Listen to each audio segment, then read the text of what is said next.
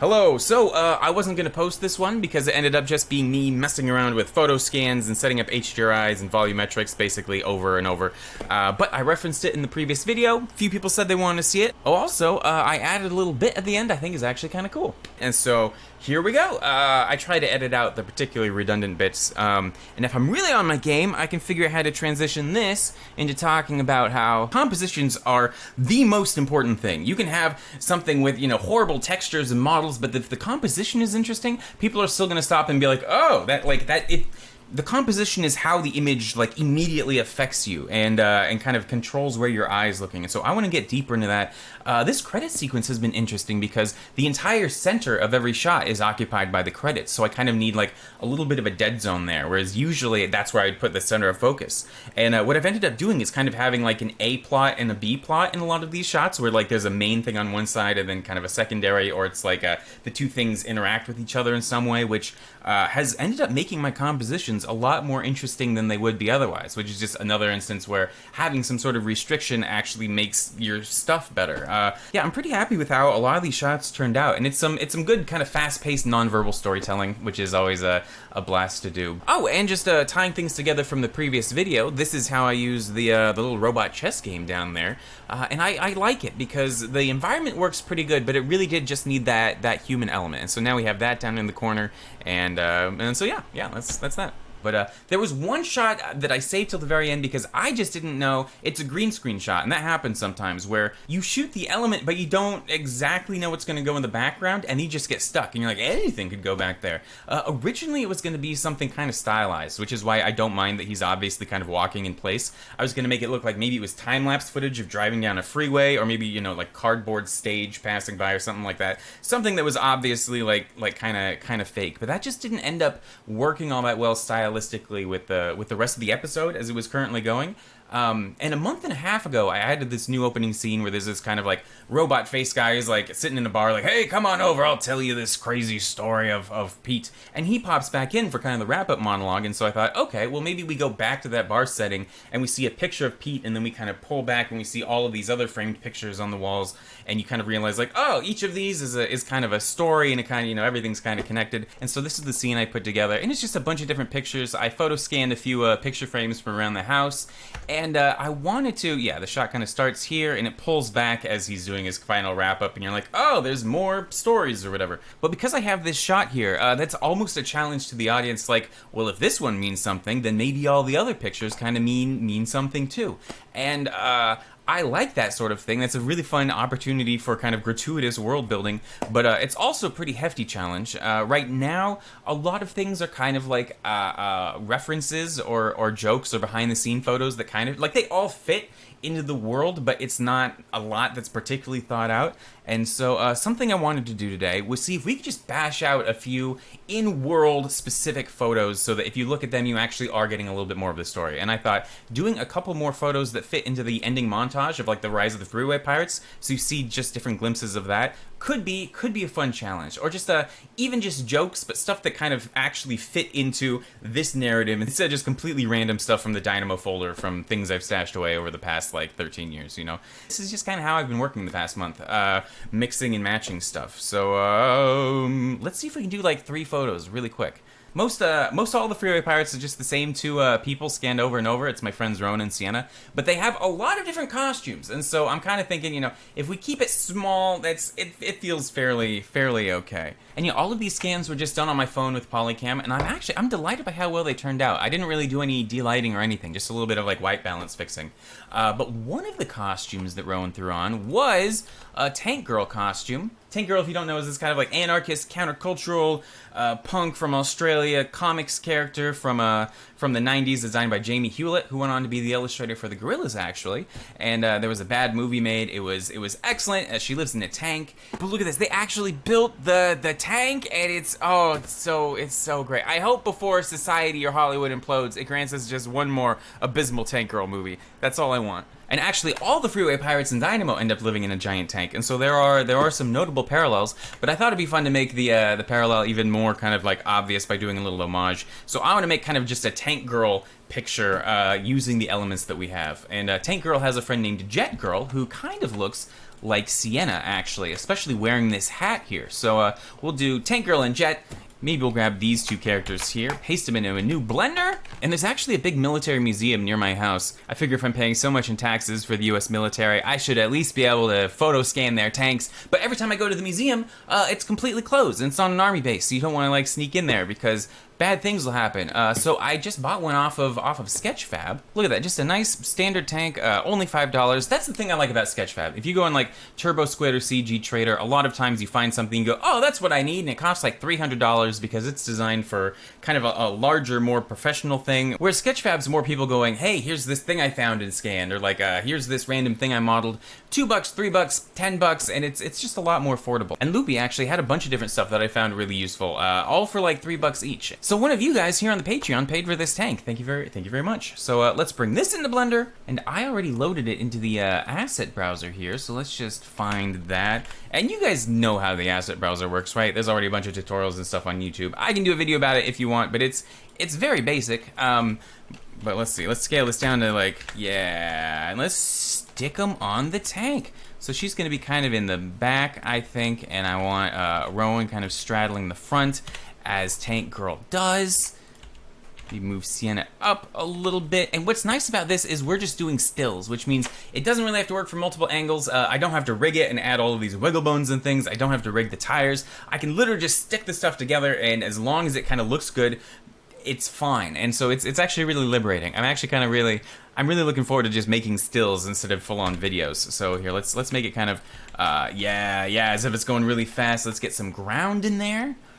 Let's see, I've got some concrete debris I scanned once. That might be too big, and we can scale it down a little bit. But here, let's see how this goes if I just kind of like tessellate it slightly. Dun dun dun dun dun dun. And actually, if we intersect it with another one, we can kind of maybe split the difference a little bit. So we have some drying mud here, and so now it's like, it is rocky. It's good tank terrain, but we don't have to imply that it's just straight cement chunks. Yeah! Okay, let's add our camera, see what this actually looks like with some lighting. And let's even make it going faster. I want it faster and higher. Yeah, there we go. I'm gonna load in an HDRI, go environment texture. Let's put them in a quarry, and how does this look, just right off the bat? Okay, that's decent. Yeah, I want to change the angle a little bit. I really do want to feature kind of the Tank Girl aspect, so I might kind of cheat this like that.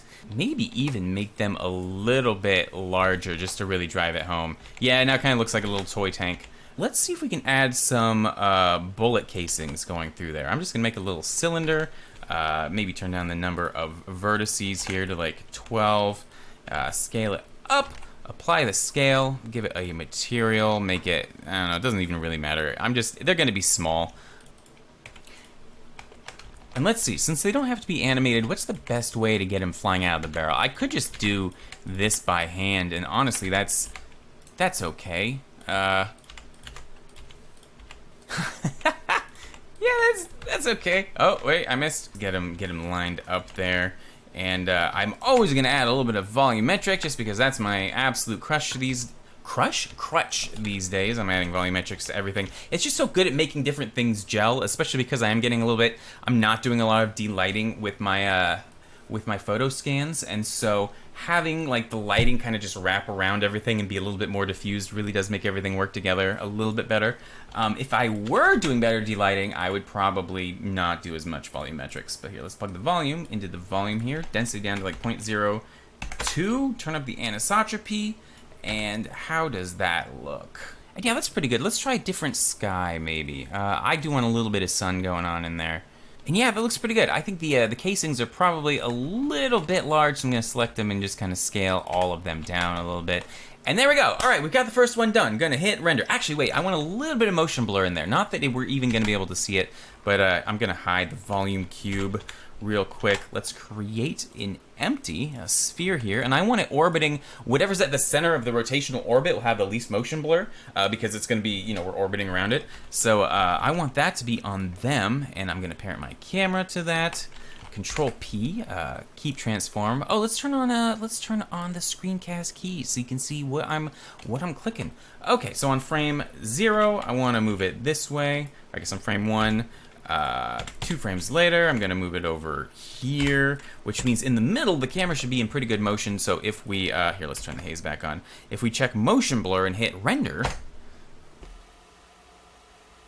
that is maybe a little bit too much motion blur, but you know what? It works. Here, I'm gonna actually cancel the render and just save it as it is. And I'm gonna save it as a JPEG. We're just gonna call this Tank Girl, yeah. Okay, what's next? So I got this photo scan of them playing chess, and I honestly, this could be a shot on its own if I put it in an environment. It'd be like, oh yeah, people hanging out playing chess. But there's this little floating robot that's always hanging out with the freeway pirates, and I thought it'd be fun if she's playing the robot, kind of to evoke the deep blue chess computer that like played the chess master back in the, like, when was it, the 80s, the 90s, decades ago, and the computer won, and it was like, oh, computers can beat us at chess now. And so I'm thinking we can have kind of a similar scenario, them playing chess, and there's kind of a crowd of people standing around watching, and it'll just be kind of like, you know, remember the time that, you know, they went head to head playing chess. So I'm just gonna paste one of them in. I think probably Rowan, because she's got her hand kind of sitting like that. Let's go into a new blender, paste her in. Where is she? There she is. I'm gonna create a similar little table here, and this part is exactly the same as in the previous video, and so I'm just gonna skip it. I'm going to append in the robot. Append. I know that the Hatbot is in the Campfire Boys project file, so let's get the Hatbot collection. Where is he? He's hiding somewhere. Okay, and he's currently animated, so I'm gonna delete all of these keyframes here. Rotate this around, and that's actually, for once, he's about the right. I like that he has his knives out right now. That's fun. Oh, he is way too far this way. Here we go. And yeah, that works pretty good. Okay, cool. And let's set up a camera here so we can actually kind of see what we're doing. Let's design our shot a little bit. The interesting part of this, the challenge of this, is I want to keep it feeling like this. Like, this is our silhouette right here. It's just, this is obviously they're playing chess. But once I add a bunch of chaotic people standing in the background, that's going to change. You know, it's no longer just negative space. It's more people. So how do I keep this going on? And we have different options. I might actually go with a slightly wider lens here. Let's open up the asset browser here. And here is another scan I got today from Loopy. I'm excited to use it. Here, let's scale it down to a little bit more appropriate size and slip it under them. Hopefully this just kind of all works. And yeah, that does feel pretty good. Okay, so lighting wise, we have 2 options, because I'm gonna set up an area light here right above them, and we could either stick with this and have everybody else standing in the darkness, or we could light up behind them. This would be more obvious if we had, here, let's stick something back there. Yeah, so I can either light them like this, or I can light it behind them and keep them as silhouettes. And because it's a silhouette getting the message across, it doesn't really matter which one we go with. I do like how this feels right here. This feels very kind of tangible, and so I'm gonna go with this. Let's load in a bunch of our other Freeway Pirate buddies in the background here. Actually, I'm gonna set the camera a little bit wider. Let's duplicate this cement platform a little bit over and over. Just give people places to stand. Maybe add some levels so there's different, you know, people can be standing higher and lower. I have a bunch of scans of friends I did at one point. And yeah, I just got a few different people here. I'm gonna load them in. They don't look great, but that's okay. They don't really need to. They're not really looking at the game, so I might keep them towards the back. And let's go back to our Freeway Pirate scene here. And everybody who looks like they might just kind of be like casual and normal, I'm going to grab. Everybody who looks like they could just be like hanging out. This is Sienna's dad. He's great. Everybody's watching. Things go down. Some boots, sure. And I think those are all of the normal people, so I'll copy them in. Cool, and I'm just gonna try to kind of line them all up in a little semicircle.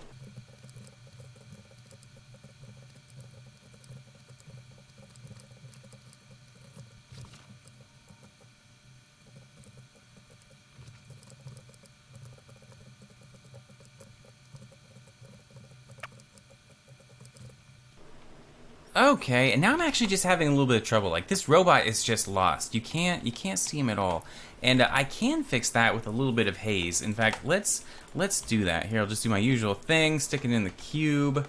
Throw in the volume scatter into the volume.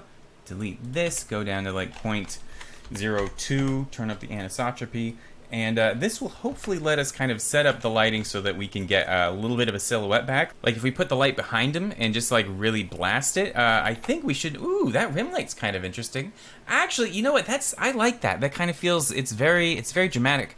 We don't know what this light is back here, but maybe that's okay. At least this reads, which to me is the most important part. Yeah, and what's cool is I didn't even know area lights could do this until recently. You can control the beam of the spread. It's kind of like a spotlight, so we can actually focus this in right on them.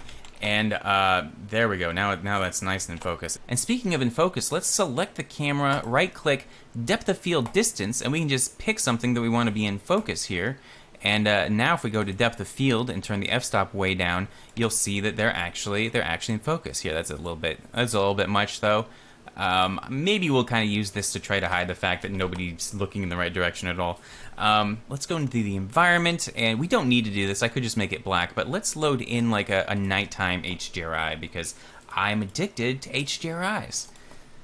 There we go. That's a little bit too bright. Let's do like 0.2 maybe. And I still want the robot to read a little bit better, and so I'm going to delete this person back here just because I think that's a little bit too distracting. And the last thing before I hit render, I'm going to slide this light over a little bit just so that more of this haze is right behind the robot, so there's we really get that silhouette. And yeah, okay, this reads nice and good. Gonna hit render. And that to me is what 90% of composition is just focusing on good communication to the viewer. I want somebody looking at this image to know in the first like eighth of a second, oh, two people playing chess. And then they can start looking at a lot of the other details. And I think a lot of my instincts for that came from working in film, where you're cutting a lot. A lot of times people don't actually have all that long to figure out what's going on before the next cut. If they have to work too hard, the editing just feels wrong. So everything ends up being just monofocused on that clear, quick communication to the audience. And an interesting byproduct of conveying all the information very cleanly and effectively is a lot of times the picture actually looks pretty at the end. Like it's aesthetically very pleasing because that's kind of synonymous with a picture that's well put together. Like right here, all of this was just mechanically trying to convey this silhouette as quickly as I could. But I actually like this final shot. It looks very pleasant to me.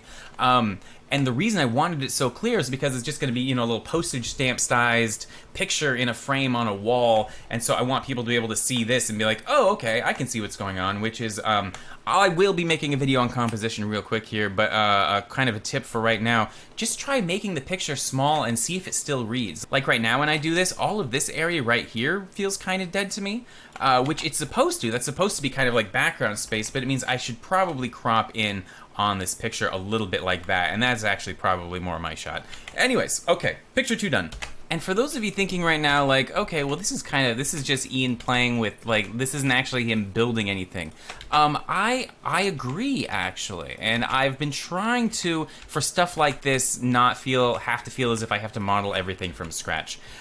Because otherwise making a shot like this would take me literally, you know, weeks to build everything from scratch, as opposed to now where I'm able to make this entire shot in a day. This shot full of all of these other shots. But yeah, admittedly, I do feel a little bit weird about it. Here, let's see. I got some really good slabs today also. I'm just trying to, again, too, like if you get a new asset or something and that gives you a little bit of motivation to go for it, then go for it. And so I'm using the motivation of getting all of these cool new Photoscans to help get this job done right here. Set up a camera. And this one isn't even going to be telling a story. I have all of the assets here, so I'm going to use them. I want somebody standing here, and I want them to be casting kind of a dramatic shadow across the slab like that. And that's just going to be the renders. So let's find a good person. Let's grab Sienna and the bunny ears because she's actually leaning up against the wall, although her outfit is a tutu, which is a little bit distracting. But and let's also grab Rowan here. Pop them in there. Where are they? There they are. Let's make sure that they're about the right scale. Maybe make them a little bit smaller. Rowan is currently rigged to this skeleton. Gonna delete that. Gonna unparent and delete that. Just have her leaning against the wall. Maybe we'll be able to notice she's not actually sitting on anything. Maybe we won't. We'll wait until we can find out before we model a little box or something. And here, let's put Sienna in here too. Cool, and what I really want is to see, like, there's a whole row of these slabs kind of going. So I might shrink them down, bring these ones into, and, yeah, you get it. Here, let's copy some of these, scale them up in the background. If I were really smart, I'd join them all into one object, because Blender doesn't mind one object with a lot of geometry as much as it minds a lot of little objects with a medium amount of geometry, but I think this will be enough here. Let's actually scoot back and zoom in a little bit. And I'm embarrassed, but I think this is going to be another time when I use some haze to kind of help the composition. It's such a useful thing. Okay, let's load in an environment, open, and let's just go with this classic right here. It has a nice low horizon and a nice interesting red sun, although I have kind of overused it at this point.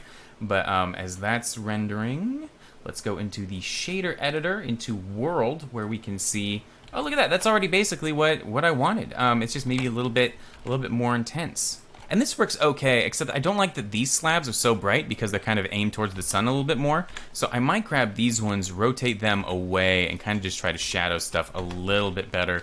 And that's still basically the same, but let's try loading in one different HDRI. Let's just try a few, see how they feel. Oh, that's nice. And this one actually reads so much cleaner and faster that I think the shadows were making everything more confusing. And so, I don't know, I'm gonna do my little haze thing. And that works okay. I'm gonna try changing the HDRI just a couple more times. I like that one. I really did want to get some sort of like sunlight in there doing something, but I think don't fight what the picture's saying. So there we go. There's shot number 3. That one didn't really count. Okay, saving this one. And I'm liking this process just because none of these ideas are particularly good. They're all kind of like, oh, okay. But you take enough of them and you kind of like stash them away. It's like hiding little ideas in another shot. And so, I don't know, that larger shot just feels that much more kind of fun because of it. And I really enjoy that process. This is some sort of crustacean that I downloaded. It's a scan from, I think this is the Smithsonian, that they uploaded to the Creative Commons, which is cool. Here, let's create a camera, and this isn't one's not going to count either. It's so easy. I already have this whole this file here, and I never used it for anything. So let's just find a shot that really shows off it's a crustacean. Do I still have the Freeway Pirates open? Yes. Let's grab this one and this one. I don't know. I don't think people will notice I'm using the same people over and over, because every time I do, they're always kind of in the background. But if people pay attention, they definitely, I guess, will notice. But here, we'll stick this like this and this like this. Slip them up on there. Maybe shrink them down a little bit. It'll be a very large crustacean. And how's that look? Yeah, I'm gonna try rotating the sun a little bit here. Dun dun dun. Ooh, that immediately reads quite a bit better. Cool, and once again for readability, gonna add my volumetric haze. And that's kind of muddy. I'm just gonna keep rotating the sun around until it kind of all clicks together, you know? I just want the crab bits to really read, and maybe, ooh, there's a tree in the background. What happens if we kind of frame them a little? Ooh, and the sunlight's hitting all of the legs there. There we go, we got another image. Is that number 4? And I guess the lobster thing's feet aren't actually on the ground, but I don't think that's gonna matter in this shot, so I'm gonna save it. And it is so hot in here, and I am slurring my words like crazy because I'm pretty tired and very warm, and so I might finish this up later. And okay, I think we can all agree those last two, I can't even remember what we just did. I did it a couple days ago, but still, they were just kind of putting stuff together, but there wasn't like an idea behind them. And that's because, to me, even if it's like art or entertainment, either you have to be like putting some bit of yourself in there that's being expressed, or the viewer has to see it, and it has to evoke something. It has to introduce an idea or a story or something that engages them in some way. And neither of these images do that at all. They're just pictures, but they're not saying anything. It's the reason I like having Dynamo, because it gives me kind of a context to make pictures that show like a different facet of an event or something, so everything gets to fit into a larger context. Because you get it, we could keep mixing and matching photoscans with volumetric haze and HDRIs forever, but it's not about just making a picture. It's about, you have to have some additional layer of something, or experimenting or something to make it kind of like interesting and new. So for the ending, I think I'm gonna do kind of a non sequitur. I've been watching the show The Boys, which is fun. It's kind of a superhero thing, but they have these different statues of the superheroes scattered around, And I don't know, I just think statues are a fun way of establishing lore and kind of the mythos of the world a little bit. And I also like, there we go, now we got the autofocus. I love this, where it feels as if it has depth, but it's really only like a couple millimeters deep. So I'm wondering, I have a scene I'm working on where the character of Jackie's waiting at an airport, killing time, and it'd be cool to establish some of the main figures of the city, just kind of on a mural in the background. So I'm wondering if I can take photoscans, just flatten them out, just scale them down on one axis, and set them up and have it kind of look like this type of, what is it called, bas relief? Bas-relief. Bas-relief is how it is said. In French, it'd be fine in English to say it as bas-relief. Really? Bas-relief. Bas-relief. Bas-relief. Bas-relief. So while I sound like an idiot, this is the exact aesthetic I'm going for, and I'm wondering if we can just squish photoscan. So let's give it a shot. Bas-relief! Okay, so this time I'm gonna select all of the most melodramatic poses, and we'll see what we can do with these. Bas-relief. So copy, paste into a new project, and let's see if we can arrange these into some sort of bizarre tableau. Tableau is how it is called. I don't mind it being kind of, melodramatic. My main thought is just kind of to keep the silhouette interesting. I want to have everything kind of overlapping in interesting ways. I don't really care about the scale or anything like that. I'm kind of thinking that could just kind of be part of the stylization. I want to mostly keep it all flat on one axis, as if it's against a wall, but I'm also not particularly worried if I lose that. So far, all of these are Rowan. And I'm actually not going to be worried if they're intersecting a little bit, as long as kind of, again, this silhouette works out okay.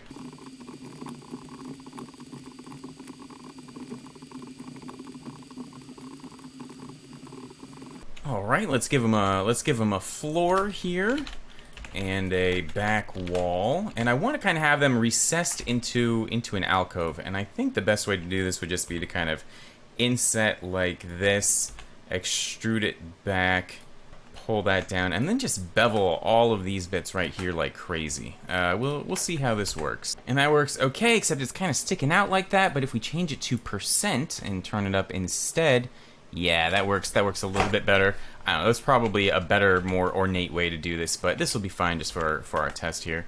And I might still flatten it out just a tad and pull it forward as far as we can until we start losing things too much.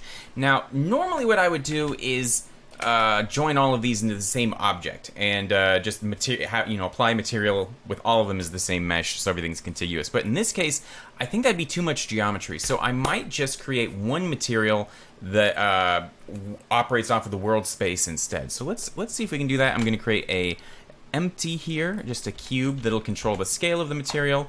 Let's give this one marble. Give it an image texture, and I already have some marble here. Right there, okay, and if we slide open the shader editor, oh wait, I'm working in 4K. Normally I change everything to 2K so that you can see everything, but I'll just zoom in a little bit closer, and so hopefully you'll be able to see what's going on. Okay, so the coordinates for the marble texture, Control T, we're gonna use an object, and we're gonna use the eyedropper to select the cube here, and so now our cube should affect the marble texture like that. Yeah, that works really good. You can see it's stretching like this, but if we make this cube or box projected, now it's projecting from every angle, and we can just give this same material to everybody here. Control L, link materials. And here, let's add our little area light over the top here, and this is working. This is actually working pretty good. And the last thing I want to do is, here I'm going to create an empty to control the scaling of all of these guys. Select all of them, deselect everything else, parent them to that empty, and ideally I should be able to scale these guys way down while still, maintaining that kind of engraved feeling. Okay, and here, let's copy this one in, and we'll have some people just kind of looking at the thing, and yeah, okay. So that means you can just scan somebody, whether it's with reality capture or using your phone, Polycam, or anything like that, and just flatten them down, give them kind of a stone texture. This is cool. I'm gonna be using this a lot. This was really easy. Anyways, okay, that feels like a more interesting note to end this video on than here's a lobster I downloaded once, although it's a very cool lobster. And a big fan of the arts. Anyways, okay. I will see you guys soon. I need to do a post just talking about, I'm currently working on 5 different episodes all simultaneously, and it's a little bit nuts, but it's also really exciting, because progress is being made on all of them, kind of, yeah, it's wild. Anyways, I'll let you go. I will talk to you soon. Thanks for hanging out.